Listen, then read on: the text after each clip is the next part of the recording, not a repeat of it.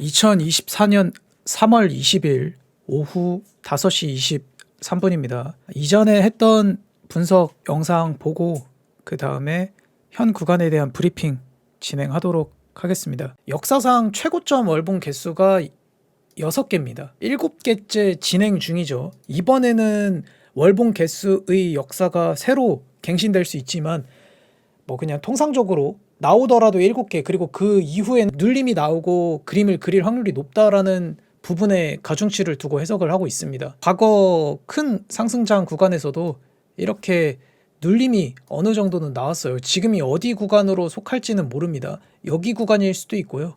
아니면은 뭐 이지 시작도 안 한 구간일 수도 있습니다. 그래도 지금 현물을 들어갔을 때는 아무래도 평단 때문에 비중을 많이 못 넣는다거나 혹은 오래 물려야 될 수도 있기 때문에 상승장이긴 하지만 눌림 자리를 기다리고 있습니다. 그리고 뭐 눌림 자리 같은 데는 이렇게 막혔던 구간에서 보는 게 좀 일반적일 것 같아요. 좀 비중 있게 들어가려면. 다만 여기가 안 오고 그냥 갈 수가 있으니까 지금은 선물로만 매매를 진행하고 있습니다. 이제 이런 구간에 오면은 현물을 좀 들어가 볼 만한 자리이겠죠. 대신 뭐 렌즈를 좀 두고 받아야겠죠. 여기 구간, 그리고 마지노선 손절은 현물이긴 하지만 뭐 이런 데를 잡거나 폭으로 봤을 때는 꽤 폭이 되니까 이 부분을 좀 열어두시고, 현물이니까 좀 홀딩한다는 마인드를 가져도 제가 봤을 때 될 것 같기도 하고. 근데 이렇게 매물대가 좀 뻔하게 있는 데는 그 역사적으로 봤을 때는 오히려 이렇게 여기에서 이렇게 반등이 나오는 것보다 좀 이런 구간이 깨지고 나서 크게 추세 전환이 나왔던 적이 많거든요. 뭐 여기서 무슨 그림을 그리건 어쨌건 이렇게 깨고 오히려 이런 데에서 이렇게 그림이 나올 수도 있다라는 것만 열어두고 있습니다. 이게 뭐 이런 시나리오를 세우고 매매를 하고 포지션을 홀딩한다 이런 개념보다는 여기 구간이 깨지더라도 조금은 더 열어두고 받아야겠다라는 관점에서의 해석입니다. 숏 포지션을 여기까지 들고 간다 이런 개념보다는 어제는 꼬리로 엄청 빠르게 찍먹이 나왔는데 사실 눌림이 진행되면요, 그 구간에서 어느 정도 횡보하다가 올립니다. 여기도 보시면은 엄청 빠르게 찍먹한 것 같지만 4시간 봉으로 계속 횡보하다가 올렸잖아요. 그래서 좀 이런 조정이 나올 것을 기다리고 있습니다. 그러니까 빠르게 찍먹해서 다 말아 올리는 조정이 아니라 좀 꽤 눌리고 나서 그 다음에 오르는 조정. 당연히 이 전략을 하는 사람은 여기서 그냥 다이렉트 상승이 나왔을 때의 수익분은 실현을 못 하겠죠. 그래서 짧게 포지션을 진입하고 있고, 뭐 사실 개미가 바닥을 잡는다는 건 좀 불가능하다고 생각하기 때문에 이 구간에서는 좀 분할로 진입을 해볼 예정입니다. 여기까지 안 갈 수도 있지만 온다면 이 구간에선 저항이 나올 수도 있겠다. 그리고 여기서 뭐 그림을 그리면은 좀 더 올리고 뭐 하고 만약에 내려지면은 여기서 이렇게 뭐 하락 채널이 하나 나오겠죠. 그럼 이제 그거 기준으로 해석을 하겠죠. 지금은 뭐 하나도 컨펌 난 게 없고 해석할 게 없는데 메인 전략은 눌림 자리를 기다리고 있습니다. 꼭 이런 자리가 아니더라도 본인이 봤을 때 여기서는 충분히 물리면서 들어가 볼 만하다라고 생각이 들면은 그 구간에서 분할로 진입을 하시는 걸 추천드립니다. 여기 구간에서는 사실 패턴을 안 주고 계속 상승이 랠리가 이어졌는데, 그런 패턴이나 아는 그림이 나오면은 일반 시황이나 라이브 방송을 웨지를 본다고 얘기를 했어요. 왜냐면 그림이 웨지니까 웨지를 봐야 돼요. 고점을 높였는데 결국 결과값은 쇼신 패턴인 거죠. 어디에서 더 내릴 수도 있다를 어떻게 생각해야 된다? 일단 피보나치를 좋아하진 않지만 이 채널 중단이 좋다는 걸 증명해야 해요. 이 채널 중단이 위아래 찍었을 때 0.5 피보나치 구간이네요. 이렇게 하고 원래 이렇게 내리는 게 웨지인데 여기에서 꼬리로 찍먹하고 반등 나왔는데 상승 채널을 그리면 뭐다? 이게 뭐예요? 내리는 중에 상승 채널 그리면 뭐라 그래요, 현우님? 그거 플래그가 깃발이거든요. 네, 근데 베어 얘는 플래그. 내리는 거는 베어, 오르는 건 불이에요. 얘는 베어 플래그라고 해요. 아시겠죠? 네. 그러면 ABC로 빠져서 본인이 좋아하는 오더블록, 얘가 제일 맛있는 애거든요. 네. 전 여기에서 롱을 들어갈 겁니다. 비중 있게. 여기서도 롱을 들어갈 겁니다. 근데 여기서는 이제 스윙의 롱이죠. 근데 여기서 그냥 가냐? 이렇게 가. 안 가. 여기서 이렇게 했다가 깼다가 개지랄 했다가 그러고 올라갈 거야. 왜? 위에서도 그랬으니까 아래에서도 그러겠지. 이 추세가, 그러니까 이 추세를 깨고 반등이 나오면은 좀 웨지 패턴을 보고 숏 위주로 해석을 하면서 볼 것 같고요. 웨지가 무적이 아니기 때문에 이 구간에서 반등이 꽤 유의미하게 나오면서 뭐 이런 식으로 저점 높이는 뷰가 나오면 롱을 트라이 하겠죠. 그리고 이렇게 위로 올라가면 여기서 한 번 더, 과거에도 이런 움직임이 나왔죠. 그래서 이렇게 두 가지를 셋업하고 해석을 하고 있어요. 이게 제일 안전한 전략 같긴 합니다. 저는 이렇게 하면. 그리고 여기가 깨지면 반등이 나와도 좀 더 눌리지 않을까라는 생각을 하고 있어요. 뭐 숏만 생각하고 롱만 생각하고 그러는 게 아니라 여기서는 롱숏 두 개 다 되기 때문에 패턴 값은 숏을 보는 게 맞는데 요즘 장이 너무 좀 상승 위주 장이다 보니까 이렇게 해석을 하고 있습니다. 근데 막혔죠. 지지 받았네요. 그럼 여기는 중요한 자리겠네요. 그죠? 모두가 여기 뚫으면은 좀 더 갈 수 있겠다라고 생각을 해요. 이거는 패턴 값 중의 하나지 이렇게 된다는 건 아닙니다. 아시겠죠? 이론상 가능, 이렇게 보시면 됩니다. 스크래치 정도 낸 것 같은데 벌써 12시입니다. 주무셔야죠. 저도 이제 뭐 슬슬 다른 것도 좀 하고 준비해야 될 것 같네요. 앞부분은 영상을 보시면은 멤버십 영상에서는 미리 이 전략에 대해서 오픈을 해서 그거에 맞게 진행을 했고, 웨지 하방 이탈이 나오기 전에 웨지 상방 돌파에서의 공략법과 하방 이탈이 나왔을 때의 공략법을 모두 오픈을 했습니다. 그 결과 지금 저는 끝까지 포지션을 홀딩하진 않았지만 17% 가량 눌림이 나왔습니다. 패턴 값은 거즘 지켜졌다고 보고 있고, 이 이후의 방향은 여기서 패턴을 또 봐야 됩니다. 어떻게 나올지는 아직 알 수가 없습니다. 다만 아직까지는 큰 상승을 보기에는 무리가 있어 보여요. 바닥에서 어느 정도 패턴 및 횡보를 그리지 않을까 생각을 하고 있습니다. 지금 구간에 대한 작도를 하려면 가격이 크게 하락을 하면서 형성된 하락 채널 이 하나 보이고, 이전에 막히면서 지속적으로 저항 및 마지막에도 상방 돌파가 나왔으나 바로 빠진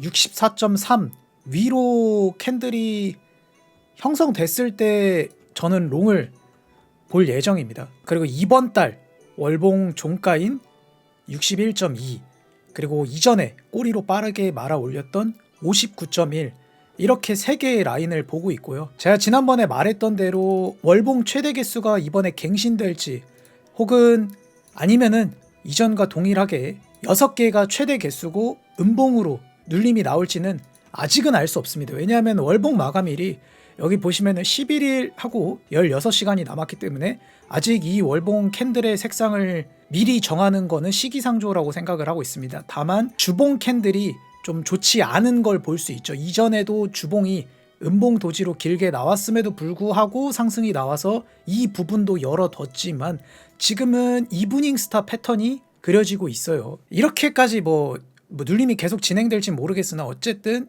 이 구간의 호흡이 가능해 보이는 그런 캔들의 형태를 그리고 있습니다. 그리고 작도를 통해서 보면은 이 하락 채널 이탈 전까지는 저는 대세가 상승장이긴 하지만 오름숏을 열어두고 차트를 보는 게 좀 좋지 않나 라는 생각을 하고 있습니다.